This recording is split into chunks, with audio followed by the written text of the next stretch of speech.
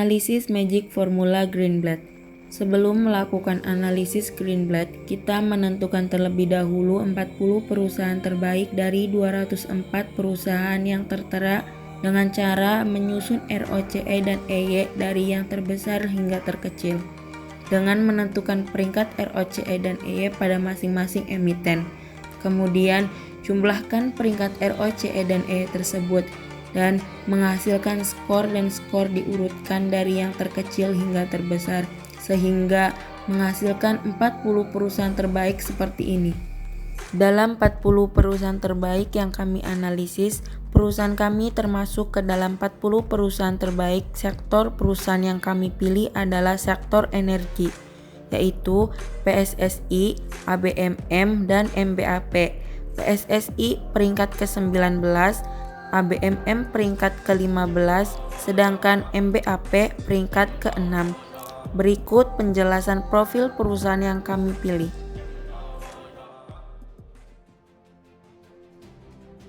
PT IMC Pelita Logistik Tbk atau PSSI, sebelumnya dikenal sebagai PT Pelita Samudra Shipping Tbk, penyedia solusi logistik dan transportasi laut kepada perusahaan-perusahaan pertambangan batu bara di Indonesia. Perusahaan merupakan anggota dari IMC Group.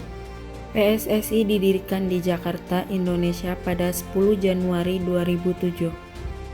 Perusahaan yang bergerak dalam penyediaan layanan logistik dan pengiriman yang terintegrasi.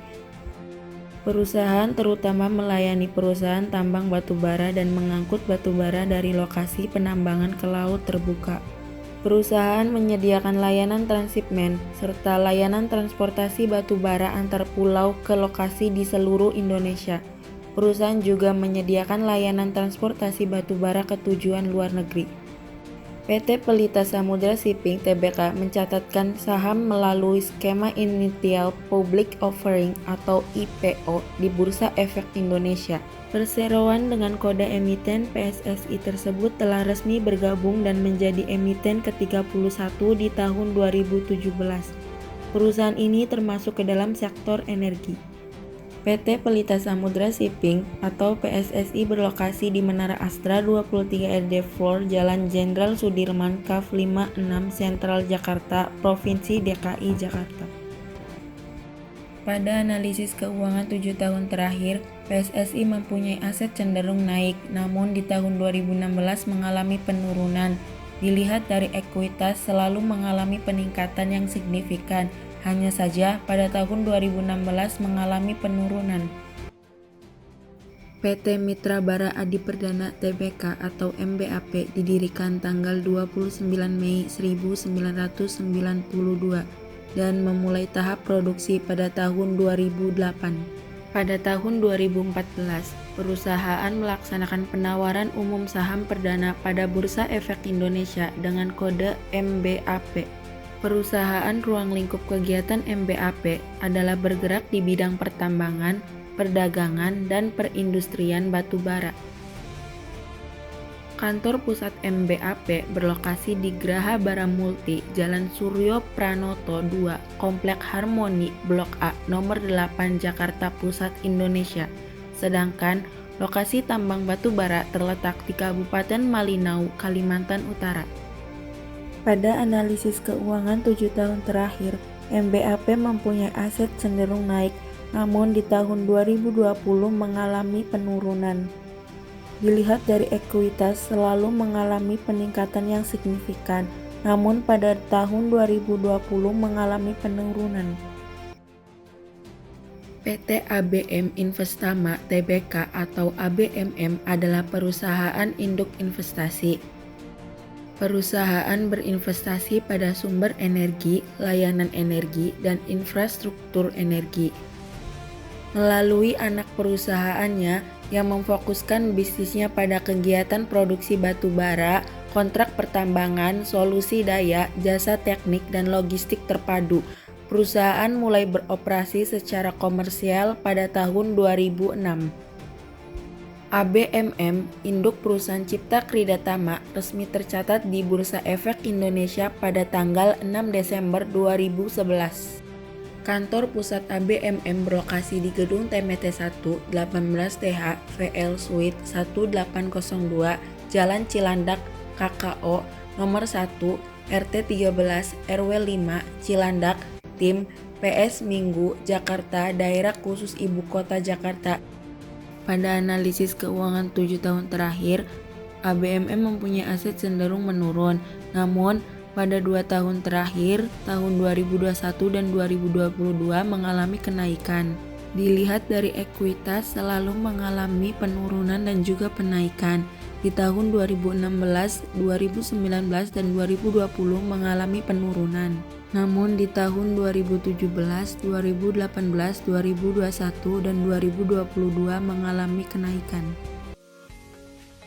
Analisis Magic Formula Greenblatt terdiri dari 2 strategi, yaitu yang pertama, Return on Capital Employed atau ROCE, yang bertujuan guna mengetahui kas berlebih pada suatu perusahaan.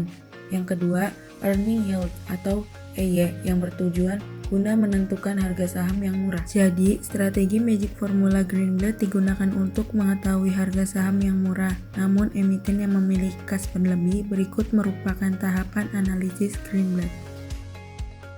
Tahap pertama, yaitu mengumpulkan data-data yang akan dianalisis, yaitu berupa current asset atau aset lancar, fixed asset atau aset tetap, aset-aset, ekuitas atau modal, short-term liabilitas atau hutang jangka pendek, long-term liabilitas atau hutang jangka panjang, EBIT, laba operasional, kas dan setara kas, share outstanding, dan price atau harga saham.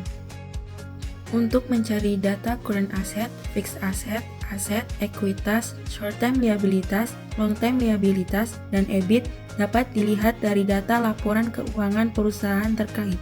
Kemudian, data kas dan setara kas dapat dilihat di website lembar saham fundamental perusahaan terkait, yaitu pada posisi kas. Lalu, data share outstanding dapat dilihat dari aplikasi RTI Business pada profil perusahaan terkait. Dan yang terakhir, price atau harga saham dapat dilihat dari website Finansiaho pada data historical.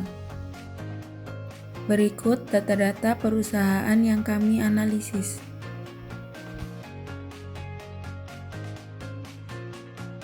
Tahap kedua, setelah mengumpulkan data-data tersebut, kemudian kita hitung menggunakan rumus ROCE dan EY.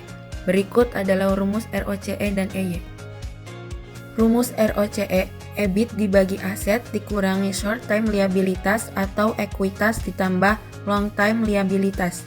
Rumus EY, EBIT dibagi price dikali share outstanding ditambah long-term liabilitas dikurangi kas dan setara. Setelah menghitung dengan rumus tersebut, maka dihasilkan ROCE dan EY perusahaan yang kami analisis sebagai berikut. Pada PT Pelita Samudra Shipping menghasilkan ROCE sebesar 14,66 dan EY sebesar 0,1297. Pada PT ABM Investama menghasilkan ROCE sebesar 4139,8,2347 dan EY sebesar 0,3123475558. Pada PT Mitra Bara Adi Perdana menghasilkan ROCE sebesar 1780892,904 dan EY sebesar 0,892673866. Selanjutnya, menentukan harga wajar dengan menggunakan metode perhitungan Benjamin Graham, yaitu akar 22,5 dikali book value dikali earning per share dan dihasilkan pada MPPA harga wajar, yaitu 4780557. Pada PT ABMM harga wajar sebesar 1229,73 dan harga wajar pada PT PSSI sebesar 248,8827. Lalu mencari harga saham pada tanggal 3 Januari 2023 dan 29 September 2023. Maka dihasilkan return. Lalu return keseluruhan dijumlahkan sehingga dihasilkan besaran dari analisis Greenblatt. Selanjutnya yaitu membandingkan analisis Greenbelt dengan instrumen yang lain seperti IHSG, emas, dan deposito. Dapat dilihat dari tabel tersebut, maka dapat disimpulkan bahwa metode Greenbelt bernilai negatif menunjukkan investasi pada perusahaan tersebut lebih baik dilakukan investasi deposito karena return dalam instrumen itu sendiri lebih besar dibandingkan yang lain. Selain analisis dengan metode Magic Formula Greenbelt, terdapat juga discount cash flow adalah metode valuasi saham yang menggunakan konsep time value of money untuk menentukan nilai investasi berdasarkan arus kas masa depan. Berikut tahapan analisis discount cash flow PT Mitra Bara Adi Perdana. Tahap pertama yaitu mengestimasikan kuartal 4 tahun 2022 dengan kuartal 4 pada tahun 2021. Tahap kedua yaitu mencari dan mengumpulkan data yang akan dievaluasi 5 tahun terakhir berupa data dividen, DPS, price, EPS, PER, dan DRP. Dividen per share dan earning per share didapatkan dari annual report per share terkait price. Earning ratio didapatkan dari hasil pembagian price dengan earning per share. Dan dividen layout ratio didapatkan dari hasil dividen per share dibagi dengan earning per share. Tahap ketiga, menghitung future value earning per share dengan 10 tahun mendatang. Future value per share didapatkan dari menghitung per share value dikali 1 ditambah G sehingga didapatkan future value earning per share 10 tahun mendatang. Tahap keempat yaitu menghitung estimasi akumulasi dividen dengan mengkalikan future value earning per share dengan dividen payout ratio di tahun 2022 dan hasil dari akumulasi dividen perusahaan pada 10 tahun mendatang adalah minus 8.455,841. Tahap kelima yaitu menghitung future value harga saham dengan cara mengkalikan future value earning per share dengan per rasio dengan mengambil earning per rasio terendah 5 tahun terakhir yaitu pada tahun 2021 sebesar 3,318. Maka hasil harga future value harga saham sebesar 12.564,061. Tahap keenam yaitu menghitung future value total yang merupakan hasil antara future value harga saham atau price ditambah hasil akumulasi dividen 10 tahun mendatang. Maka hasil future value total adalah 21.019,902. Tahap ketujuh yaitu menentukan nilai diskonto yang didapat dari penjumlahan risk-free rate dengan risk premium yang didapat dari web phei.co.id.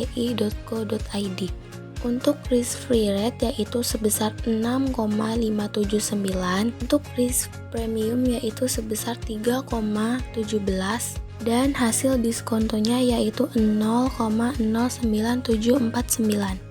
Tahap ke-8 yaitu menghitung present value yang dihasilkan dari future value total dibagi dengan 1 ditambah risk dan dipangkatkan 10. Setelah dihitung, maka dihasilkan present value sebesar 8.281,344. Tahap terakhir yaitu menghitung margin of safety dengan cara harga wajar saham dikurangi dengan harga saham-saham di pasaran saat terkait. Selisih antara duanya dibagi dengan harga wajar saham, kemudian kalikan dengan 100% sehingga dapat diketahui besaran MOS 0,484% untuk PT Mitra Bara Adi Perdana Tbk. Selanjutnya, untuk perusahaan pesaing yaitu perusahaan ABM Investama dan perusahaan Pelita Samudra Shipping, dilakukan analisis diskon cash flow seperti langkah-langkah sebelumnya. Maka dapat dihasilkan margin of safety dan dibandingkan dengan perusahaan Mitra Bara Adi Perdana sebagai berikut. Perusahaan Mitra Bara Adi Perdana dapat diketahui besaran margin of safety sebesar 0,484%, sedangkan perusahaan ABM Investama dapat diketahui besaran margin of safety sebesar 25%. Untuk perusahaan Pelita Samudra Shipping dapat diketahui besaran margin of safety sebesar min 5,541.